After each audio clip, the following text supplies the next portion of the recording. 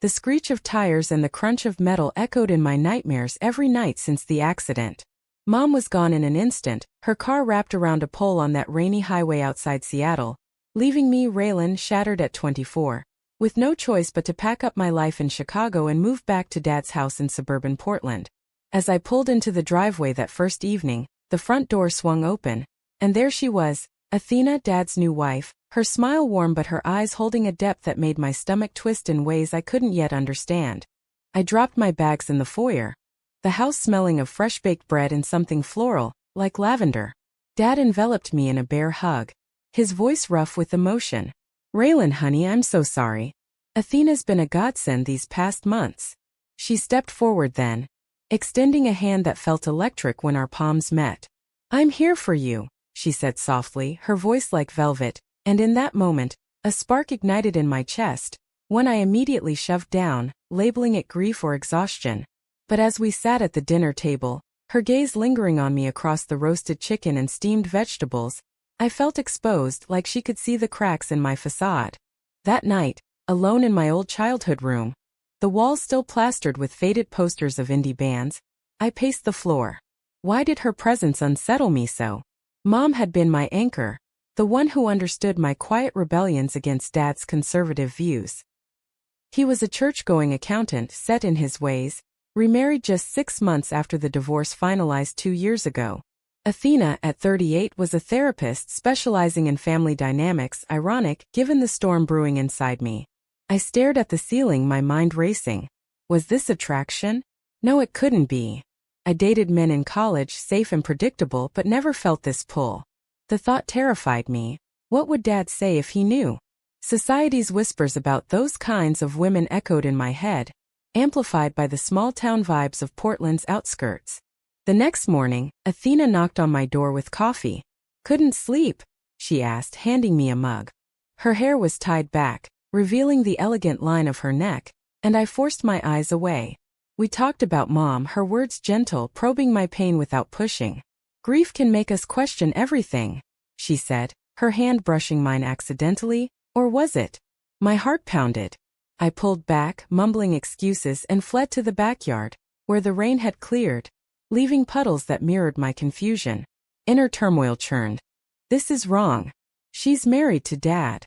But the loneliness after Mom's death clawed at me, and Athena's kindness felt like a lifeline. Days blurred into a routine. Dad worked long hours, leaving Athena and me to navigate the house. She'd cook breakfast, her laughter filling the kitchen as she shared stories from her practice. Anonymous tales of clients grappling with identity. One story hit close. A young woman hiding her love for another woman from her family. "The fear of rejection is crippling," Athena said, her eyes on me. I nodded, throat tight. Was she hinting? Or was I projecting? That afternoon I volunteered to help her in the garden, kneeling in the dirt, our hands brushing over seedlings. "You have your mother's spirit," she whispered, and tears stung my eyes. But beneath the comfort, desire simmered, forbidden and fierce. Evenings brought tension. Dad would pray before meals, thanking God for our family, his voice firm on traditional values. "Marriage is between a man and a woman," he'd once said during a heated news debate years ago. Now, with Athena by his side, he seemed softer, but I knew the core remained. One night, after he retired early, Athena and I lingered over wine. "Tell me about your life in Chicago," she urged. I spoke of failed relationships, the emptiness. Her listening was intoxicating, her empathy drawing me in. As she refilled my glass, our fingers touched, lingering this time. Electricity surged. I jerked away, spilling wine. "Sorry," I muttered, fleeing to my room. Lying in bed, I wrestled with myself. This isn't just grief. It's her, strong, compassionate, beautiful. But pursuing it would betray Dad, shatter our fragile family. Society would judge. Stepdaughter and stepmother? The scandal. Yet the pull was undeniable. What if this was my truth, buried under years of conformity? The internal conflict raged, sleep evading me. By dawn, resolve hardened. I had to distance myself. But as I heard her footsteps in the hall, my heart betrayed me, yearning for more. Weeks passed, the house a pressure cooker. Athena suggested therapy sessions with her colleague, but I declined, fearing she'd uncover my secret. Instead, I job hunted, aiming to move out soon. But fate intervened. Dad announced a business trip, leaving us alone for a week. Panic gripped me. "It'll be good bonding time," he said, oblivious. As he drove off, Athena turned to me. "Let's make the most of it." Her smile was innocent, but my mind screamed warnings. That first evening alone, we cooked together, music playing softly. Laughter flowed, barriers crumbling. She opened up about her past, a conservative upbringing, a failed engagement to a man, whispers of her own doubts. "I married your dad because he felt safe," she confessed, eyes vulnerable. My breath caught. Was she like me? The air thickened. As we washed dishes, our arms brushed and she didn't pull away. "Raylan," she whispered, turning to face me. Time froze. Our eyes locked, and in that instant the world shifted. I stepped back, heart hammering. I can't. But inside the dam cracked. Why fight this? Mom would want me happy. But at what cost? The moral quandary tore at me. Loyalty to family versus self-truth. As I retreated to my room, her voice echoed. "We need to talk." Sleep came fitfully, dreams haunted by her touch. The next day, avoidance failed. She cornered me in the living room. "What's going on with you?" Her concern was genuine. I paced, words tumbling out, grief, confusion, attraction. Her eyes widened, then softened. "I feel it too," she admitted, voice trembling. Shock hit me. This was real. But then guilt crashed in. "Dad," I whispered. She nodded, tears forming. "I know. It's wrong." We sat in silence, the weight of our admission heavy. Inner monologues clashed. For me, this could be liberation. For her, destruction of her marriage. Society's chains tightened, coming out in a family like ours? The risks. Rejection. Isolation. Yet, the connection pulsed, alive and demanding. As the week progressed, stolen glances turned to tentative conversations. We explored our feelings cautiously. No physical boundaries crossed, but emotional ones shattered. "I've suppressed this part of me for years," Athena confessed one night over tea. "Your dad. He's good, but not my truth." My heart ached for her, mirroring my own denial. But doubt crept in. Was this rebound for her? Manipulation? No, her eyes held sincerity. Still, the ethical dilemma loomed. Pursuing this meant betraying Dad, potentially tearing the family apart. The societal pressure amplified. Lesbian relationships in conservative circles? Whispers, judgments, loss of friends. By week's end, tension peaked.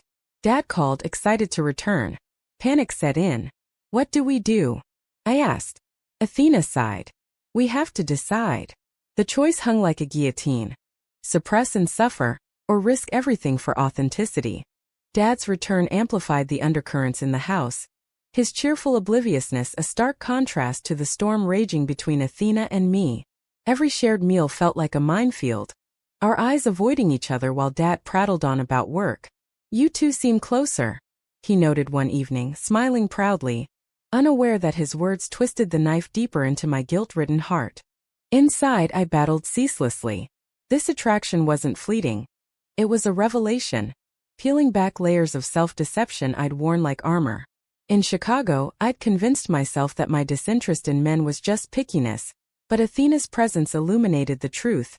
I was drawn to women, to her specifically. Yet the cost loomed large. Dad had lost Mom too, in a way, through divorce, and now this? Betraying him felt like desecrating her memory. Society's voice echoed louder. Family first, always. What kind of daughter destroys her father's happiness for her own? Athena too wrestled visibly. Her therapy sessions with clients became strained. I overheard her on calls, voice taut. One afternoon while Dad napped, she pulled me aside in the garage. "We can't ignore this," she whispered urgently. Her proximity sent shivers down my spine, but I held back. "It's impossible. You're married." Tears glistened in her eyes. "I know. But suppressing it is killing me." Our hands clasped briefly, a forbidden comfort, before I yanked away, fleeing to the park down the street. Sitting on a bench, watching families picnic, envy and shame warred within me. Why couldn't I be normal? Fit into Dad's world of church barbecues and heteronormative bliss? The internal conflict intensified. Authenticity versus duty. Coming out would mean confronting not just Dad, but his entire social circle, friends who'd quote Bible verses on sinful lifestyles. The isolation terrified me, yet staying silent felt like slow suffocation. That night, insomnia gripped me. I replayed our conversations, her admissions fueling my resolve and fear. What if we ran away? No, that was fantasy. Reality demanded choices, each laced with pain. Athena's marriage vows haunted me. Did love justify breaking them? Moral ambiguity clouded everything. The following day, confrontation brewed. Dad suggested a family outing to the coast, hoping to lift spirits. In the car, tension simmered. Athena sat up front, her perfume wafting back, stirring unwelcome desire. At the beach, waves crashing, Dad wandered off to collect shells.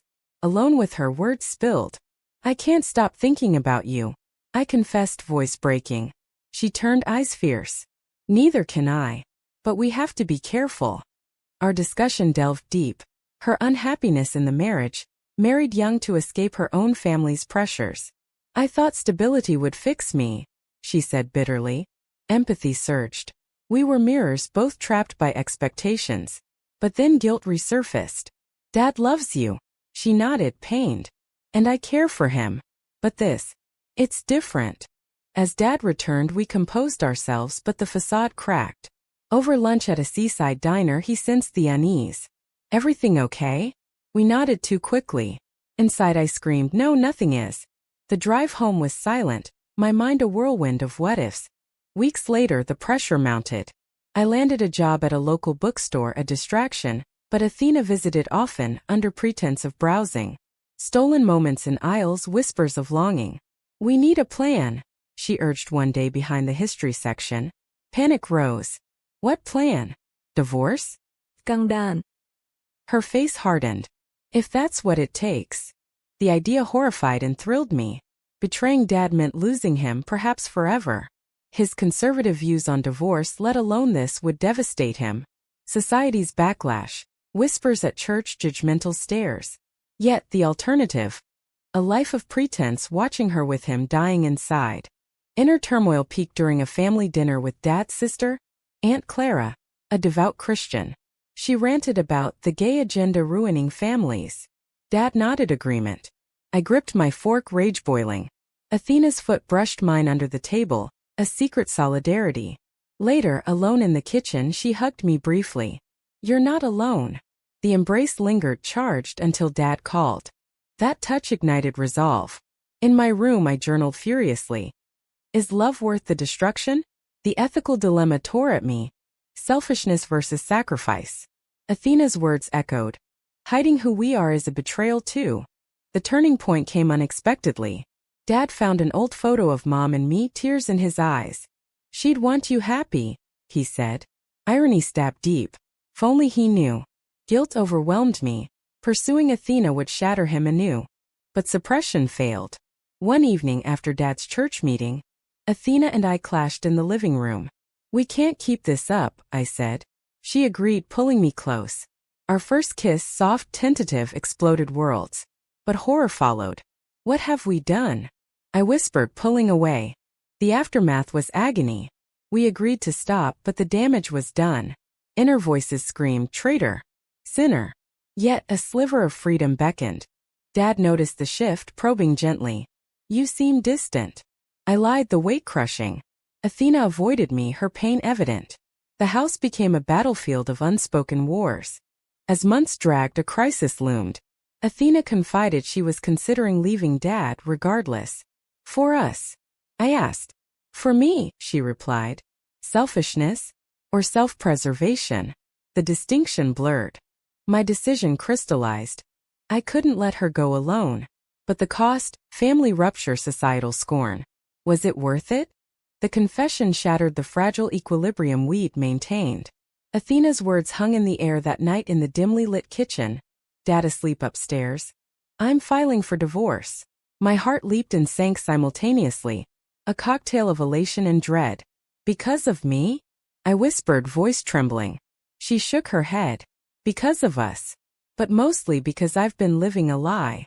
Inside, chaos reigned. This was the precipice, jump and risk everything or retreat into safety. Dad's face flashed in my mind, his trusting smile, The way he'd rebuilt after Mom. Destroying that for personal happiness felt monstrous. Society's judgment loomed larger. A stepmother and stepdaughter? The tabloid horror, the family ostracism. Yet, denying this love felt like amputating a limb. We talked for hours dissecting the fallout. "He'll hate me," Athena said, tears streaming. "And you?" I nodded, throat constricted. The moral quagmire deepened. Was ending a marriage for true love justifiable, or pure selfishness? Her vows, his devotion, collateral in our awakening. The next day, pretense resumed. Dad kissed her goodbye before work, oblivious. Guilt gnawed at me as I watched. At the bookstore, customers' chatter faded into background noise, my mind replaying scenarios. Dad's rage, Aunt Clara's condemnation, friends' abandonment. The internal battle intensified. Duty to family versus right to love. Who decides what's ethical? Athena began packing subtly, a suitcase in the guest room. "I'll tell him soon," she promised. Anxiety spiked. What if he suspected? One evening he cornered me. "Something's off with Athena. You know anything?" Panic surged. I lied, hating myself. "No, that." His eyes searched mine, trust fracturing subtly. The confrontation came sooner than expected. Athena sat him down after dinner. "We need to talk." I hid in my room, ears strained. Voices rose. His confusion, her explanations of unhappiness, no mention of me yet. "Is there someone else?" he demanded. Silence. Then, "Yes." My world tilted. He stormed out, slamming doors. Athena found me, face ashen. "He knows it's a woman, but not who." Relief and terror mingled. "What now?" She held me. "We wait." Dad's pain manifested in silence, then anger. He drank more, skipped church. "After everything," he muttered one night. Guilt crushed me. Was this the price of authenticity? Inner voices debated. "You've ruined him. But you've freed yourself." Society intruded via Aunt Clara, who called incessantly. "What's going on?" "Divorce is a sin." Dad confided in her, rumors spreading. Whispers at the grocery store, stares from neighbors. The pressure cooker hissed. Athena moved to a hotel temporarily. Our meetings were clandestine, stolen coffees in cafes. "I love you," she said one rainy afternoon. The words electrified, but doubt shadowed. At what cost? We dissected our choices. Her leaving a stable life, me alienating family. Moral ambiguity reigned. Was love an excuse for hurt? Back home, Dad confronted me. "You seem okay with this." Accusation laced his tone. I deflected, but cracks showed. "She's not happy, Dad." He exploded. "Marriage isn't about happiness. It's commitment." His words echoed his upbringing, clashing with my emerging truth. The climax built. Athena filed papers. Dad's lawyer called, proceedings ugly. He discovered our connection through a misplaced text. My number on her phone bill, frequent calls. The explosion was atomic. He burst into my room. "You? With her?" Disbelief, then rage. "How could you?" Tears streamed down his face. I stood frozen, words failing. "Dad, He cut me off.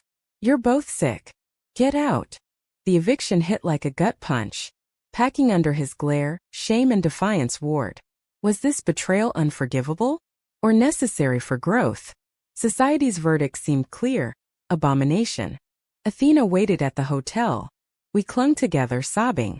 "We did this," I whispered. She nodded. "But we can build something real." Life shifted to survival mode. We rented a small apartment in the city, away from suburbs. Jobs sustained us, me at the bookstore, her rebuilding her practice. But isolation bit. Friends ghosted, family silent. Aunt Clara's emails condemned us to hell. Inner reflections dominated nights. Did we choose right? The damage to Dad. His loneliness, our fault. Yet in Athena's arms I felt whole, alive. The trade-off haunted. Months passed, wounds scabbing. Dad reached out once, a terse email. "Need time." Hope flickered, but reality grounded. Societal pushback continued. Disapproving glances, online trolls after a leaked story. Our relationship deepened amid adversity.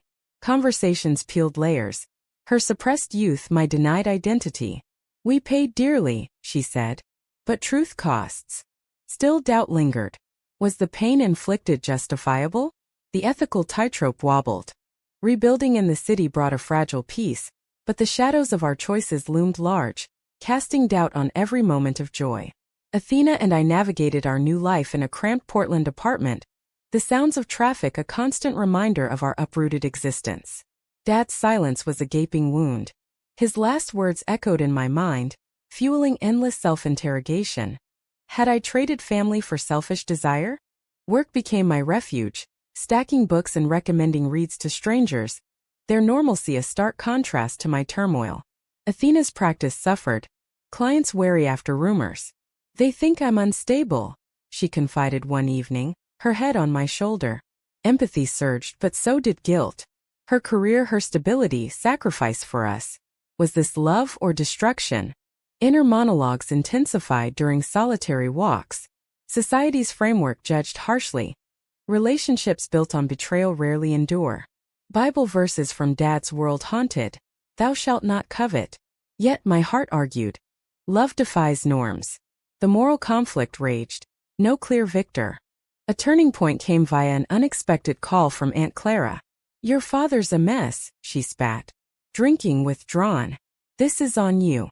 Accusations flew, sinner, homewrecker. I defended weakly. It's not that simple. She hung up, leaving me shattered. Confronting Athena, tears flowed. Did we do the right thing? She held me. We followed our hearts. But hearts can deceive. Doubt crept. Was this rebound for her post-marriage? For me, grief-fueled impulse? We argued more. Tensions from external pressures boiling over. You regret it, I accused one night. She denied, but eyes betrayed uncertainty. Reconciliation attempts faltered. I wrote Dad letters, pouring out apologies, explanations. No reply. The void amplified isolation. Friends from Chicago distanced, uncomfortable with the drama. Societal rejection stung, subtle, like averted eyes at pride events we attended tentatively. Yet amidst pain, growth emerged. Therapy for us both unearthed depths. Suppression led here, my counselor said. Athena agreed, her sessions revealing lifelong denial. Our bond strengthened through vulnerability, but the cost lingered. A crisis hit when Dad suffered a minor heart scare, stress-induced. Aunt Clara blamed us. Rushing to the hospital, he refused to see me. Go away, he rasped through the door. Devastation crushed. Athena waited outside. Give him time. But time heals selectively. Back home we dissected the event. Our choices hurt him physically, I lamented. She countered. His refusal to accept hurts too. The debate mirrored societal divides, traditional values versus progressive love. Whose pain matters more? As winter set in, resilience built. We joined support groups hearing similar stories, families torn then mended or not. Inspiration mixed with warning. Some never forgive, one woman shared. Fear gripped. What if Dad dies estranged? Inner resolve hardened. I volunteered at LGBTQ centers, channeling pain into advocacy. Athena rebuilt her client base, specializing in coming out traumas. Purpose emerged from ashes. But betrayal's echo persisted. A chance encounter with Dad at a coffee shop. Awkward, tense. How are you? I asked. Surviving, he replied coldly. No mention of Athena. Walking away, tears blinded. Was reconciliation possible, or had we burned bridges eternally? Our relationship evolved, deeper for the trials. I choose you again, Athena whispered one night. Warmth filled me, but doubt whispered, at any price? Spring brought tentative hope. Dad emailed. Therapy helping. Miss you. Elation surged. We met neutrally, park bench. I don't understand, he admitted. But you're my daughter. Tears flowed. Athena waited in the car, her sacrifice evident. Healing was slow, boundaries set. He met Athena once, polite but distant. I loved her too, he confessed privately. Heartache anew. His loss our gain. Societal acceptance varied. Some friends returned, others lost. The journey taught. Awakening demands sacrifice. Yet questions lingered. Did the ends justify the means? The moral gray persisted. The fragile threads of reconciliation with Dad wove slowly into our lives, each meeting a step on eggshells, laced with unspoken regrets and tentative forgiveness. He invited me for coffee alone, no Athena, his eyes weary but searching.